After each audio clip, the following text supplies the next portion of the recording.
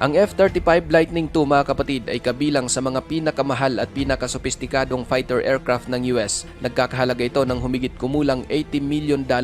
Taglay nito ang mga capability katulad ng pagiging all-weather stealth, multi-role combat aircraft, electronic warfare, intelligence, surveillance at reconnaissance. Masyadong komplikado at napaka-advanced ng mga teknolohiya ng aircraft na ito. Ngunit sa nangyaring pagbagsak ng naturang mga aircraft, masasabi ba talaga natin na maganda ang quality ng mga gamit pandigma na ito? Pero syempre, hindi natin pwedeng alisin yung ganung bagay kasi ito'y gawa lamang naman ng tao. Pwede talagang computer system yan eh. Pwede mag-malfunction talaga yan. Yun yung numero inong dahilan. Pero sa sobrang mahal nito, mga utol, dapat perpekto yung sistema nito. Pero may tinatawag na bug, no? Mga karunungan, kaalaman, teorya, kasaysayan, hiwaga at mga bagong tuklas. Alamin natin, alamin natin. Eto mga utol, matindi to. Nako po, F-35 jets ng US bumagsak sa South China Sea. China, tuwan-tuwa. Siyempre, matutuwa nga naman sila. Pero ano nga ba ang dahilan ng pagbagsak nitong jet fighter ng United States of America? Yan ang ating aalamin mula kay Maharlika TV. Paki-subscribe siya mga utol. Paki-like na rin yung video game na. $80 million F-35 Lightning II stealth fighter ng Amerika bumagsak sa South China Sea habang nagsasagawa ng isang misyon. Samantalang isa pang F-35 ang bumagsak rin sa South Carolina. Abangan kapatid ang kompletong mga detalye kaya manatiling nakatutok dahil dito bawal ang fake news.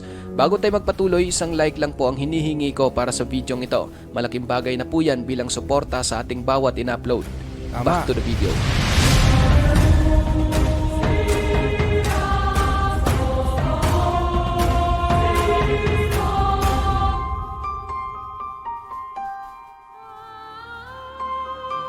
Nito lang nakaraang linggo mga kapatid, September 13, 2023, ayon sa ulat ng The Washington Post, isang F-35B Lightning II ng US Marine Corps ang bumagsak habang nagsasagawa ng isang pagsasanay sa ibabaw ng North Charleston, South Carolina. Ang naturang aircraft ay nabibilang sa Marine Fighter Attack Training Squadron 501, ang unit na nakafocus na sanayin ng husto ang mga piloto upang makamit nito ang mga kinakailangang training requirements. Ligtas umano ang sakay nitong piloto matapos mag-self-eject sa naturang bumagsak na fighter jet kung saan pinoproblema ng US Marines ang naaksidenteng F-35 dahil nawawala umano ito at hindi nila matagpuan. Mayroong tinatawag na jets transponder ang F-35, isa itong mahalagang feature sa naturang advanced fighter. Makakatulong ito sa pag-locate ng aircraft kung darating ang ganitong mga pagkakataon. Ngunit maring hindi ito gumana sa kung anumang dahilan kaya't hindi ito mahanap. At upang mapabilis ang paghahanap nito, hiningi na ng Marines ang tulong ng publiko na kung sino man ang makakita sa kinalalagyan ng naaksidenteng eroplano ay agad itong ipagbigay alam. Ngunit kinabukasan September 14, nakita ng mga Marines ang debris ng eroplano sa isang lugar. Mga 2 oras ang biyahe mula sa kanilang base sa Joint Base Charleston.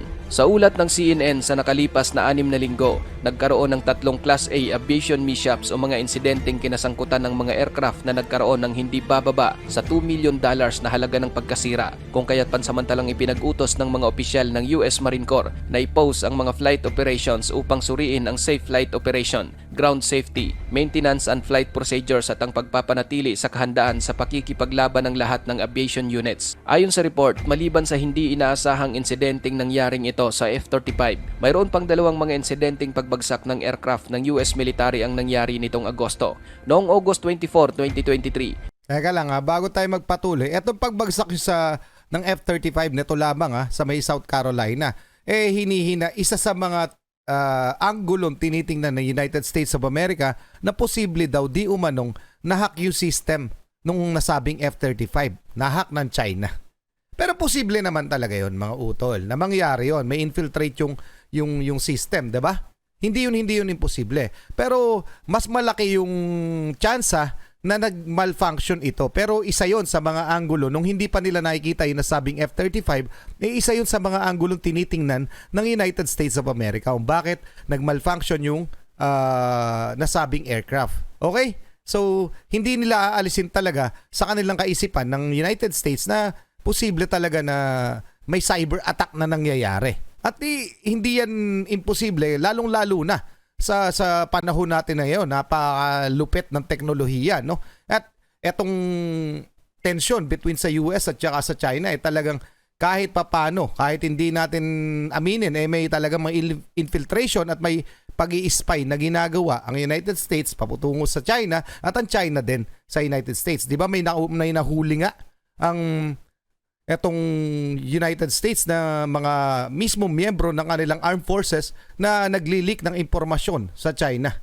Okay, mga utol, yung dalawang US Navy, kung hindi ako nagkakamali, nagawa natin yun ng reaction video, no? Ilalagay ko na lang yung link dito sa description ng ating video. Okay, tuloy na natin.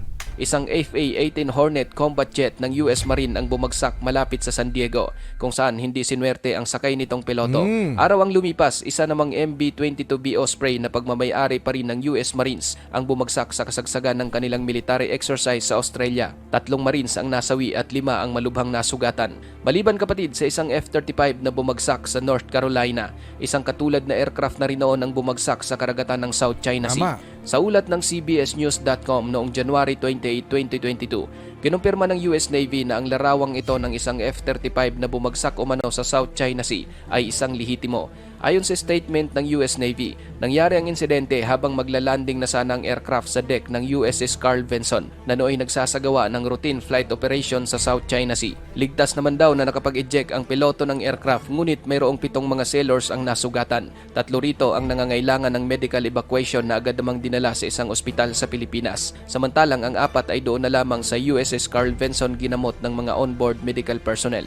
Ang F-35 Lightning II, mga kapatid, ay kabilang sa mga pinakamahal at pinakasopistikadong fighter aircraft ng US. Nagkakahalaga ito ng humigit kumulang $80 million. Taglay nito ang mga capability katulad ng pagiging all-weather stealth, multi-role combat aircraft, electronic warfare, intelligence, surveillance at reconnaissance. Masyadong komplikado at napaka-advanced ng mga teknolohiya ng aircraft na ito. Ngunit sa nangyaring pagbagsak ng naturang mga aircraft, masasabi ba talaga natin na maganda ang quality ng mga gamit pandigma na ito? Pero syempre, hindi natin pwedeng alisin yung ganung bagay kasi ito'y gawa lamang naman ng tao. Pwede talagang computer system yan eh. Pwede mag-malfunction talaga yan. Yun yung numero 1 dahilan. Pero sa sobrang mahal nito, mga utol, dapat perfecto yung sistema nito. Pero may tinatawag na bug, no? Okay nga pala, trivia lamang, no? Bakit pala tinawag na bug yung sa may computer, no? Totoong pagkasira ng, ang originally talaga, pagkasira ng isang computer o dahil na virusan, kung hindi ako nagkakamali, talaga sa bug nang galing. Okay, parang may nasirang something sa isang computer, nasa bug nang galing. Okay, nalayo na tayo. Anyway, mabalik tayo dito sa F-35 na bumagsak sa South China Sea. Tiningnan ko yung report tungkol dito, mga utol. Ito'y mula sa Navy Times, sa Navy Times mismo. Ayan, no? Pilot error caused F-35 carrier crash and plunge into South China Sea. Okay, basahin lang lamang natin ng konti. Okay. Pilot error was behind a F-35C Lightning II fighter jet crashing into the deck of the aircraft carrier Carl Vinson before sliding into the South China Sea last year, according to Naval Forces investigation released this week.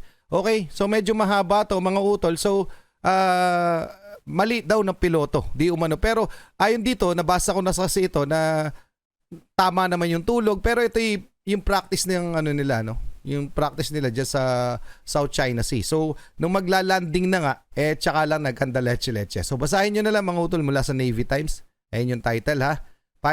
Pilot error caused F-35 carrier crash and plunge into South China Sea. So, kaya ko lang pinakita sa inyo para doon sa legitimacy ng ating featured video. Okay? So, legit yan, mga utol. Nangyari talaga yan sa South China Sea. Tuloy na natin to. Ano masasabi nyo dyan? Pa-comment na lang. Tuloy na natin. 80 million yan, ha, mga utol. 80 million to 100 million US dollar ang isang F-35. Kaya hindi rin tayo makabili-bili. So parang ang bibili yata natin yung Griffin. Okay, na mula sa Australia ba? Nalimutan ko na, mga utol. Pero yun, Griffin, no? Just Griffin ang bibili natin, mga fighter jets. Yun ang pinaplano ng gobyerno ng Pilipinas. Tuloy na natin. Noong December 15, 2006, unang pinalipad ang F-35 ng Amerika bilang kapalit sa karamihan ng mga fighter jets ng US military na mayroong katulad na disenyo. Kahawig ito ng F-22 Raptor. Ngunit di tulad sa F-22 Raptor, ang F-35 na ito ay dinisenyo na pwedeng ipang-export. Mula nang magsimulang lumipad ang mga F-35 sa loob ng 17 years, 10 na sa mga eroplanong ito ang kumpirmadong nasira at isang piloto ang kumpirmadong nasawi. Gawa ng Lockheed Martin ang napakamahal na F-35 Lightning II. Kilala ang kumpanyang ito sa paggawa ng advanced at good quality na mga combat aircraft. Bagaman may mga ulat na madalas ina-upgrade ang makina ng mga combat aircraft na ito dahil sa mga hindi inaasahang malfunction. Subalit sinisiguro naman ng Lockheed Martin na ligtas ang pagsakay dito ng mga piloto. Katunayan, isa o mano sa mga natatanging feature ng aircraft ang siyang dahilan kung bakit ligtas ang piloto ng naaksidenteng eroplano.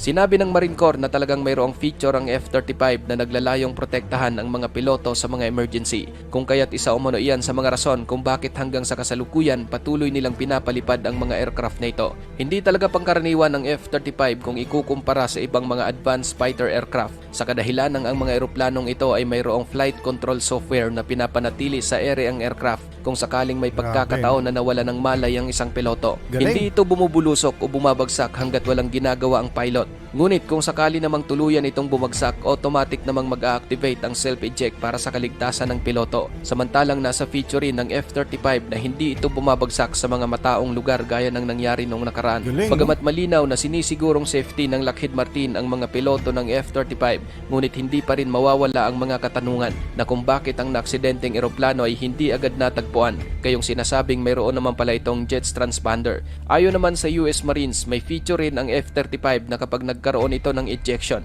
automatic na nabubura ang secure communication ng aircraft kung kaya't isa iyon sa mga rason kung bakit inabot sila ng isang araw sa paghahanap. Karaniwan umano sa mga aircraft ay natatrack sa pamamagitan ng isang radar at transponder code. Ngunit dahil sa mga nangyaring ejection, nabura ang lahat ng secure communication ng aircraft. Subalit bagamat ganon, patuloy umanong nagbo-broadcast ng isang identifier ang aircraft sa isang open channel upang ipakilala ang sarili nito na hindi siya isang kalaban. At Anyway, mga utol, no? Kaya hindi rin nila natagpuan. Parang yung safety feature nitong F-35, kaya hindi nila mabilis natagpuan. Nag-automatic, no? Pero ang kinakatakot kasi na United States of America, makuha nila. Makuha ng kalaban nila. Eto at magaya yung teknolohiyang meron ito. Kasi napakamahal niyan, mga utol. Ibig sabihin talaga, kumbaga ito na yung nangungunang jet fighter sa buong mundo kung susumahin lamang natin. Okay? Yun yung kinakatakot dyan ng United States of America. Kaya nga nahuli yung dalawang spy ng China, no? Yung nasa Navy.